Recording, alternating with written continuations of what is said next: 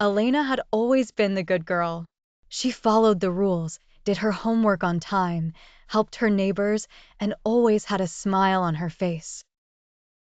Everyone in the small town admired her, finding comfort in her consistency, her reliability. But what they didn't see was the storm brewing inside her. The pressure to be perfect was relentless, and Elena felt like she was suffocating under the weight of everyone's expectations. Her parents' overbearing watchfulness and the town's constant vigilance left her with no room to breathe. Mark was the opposite. He was the bad boy with a heart as wild as the wind. People in town whispered about him, painting him as a troublemaker, but they didn't know the real story. Mark's exterior was a shield, a defense against a world that had hurt him too many times. Inside, he was just as fragile and alone as Elena.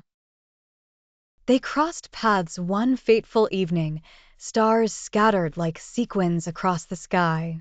Elena had sneaked out to the abandoned railway tracks to escape the suffocating suffusion of her chores and duties.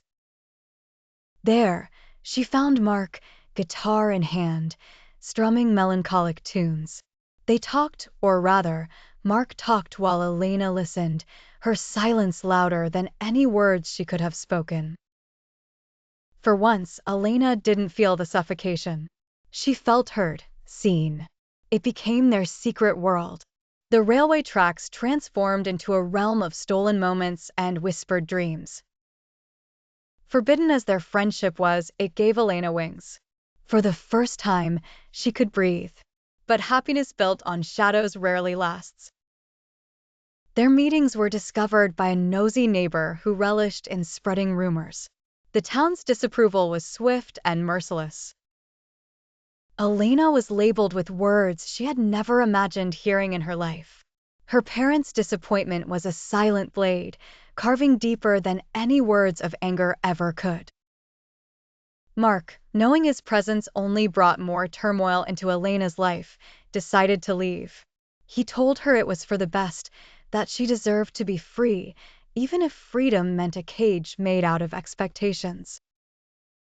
Elena found herself in the town square under the judgmental gazes of those she had once called friends. She wanted to scream, to tell them they were wrong about her, about Mark, about everything. But the good girl inside her had been trained too well. She stood there, silently, as the weight of her world crushed around her.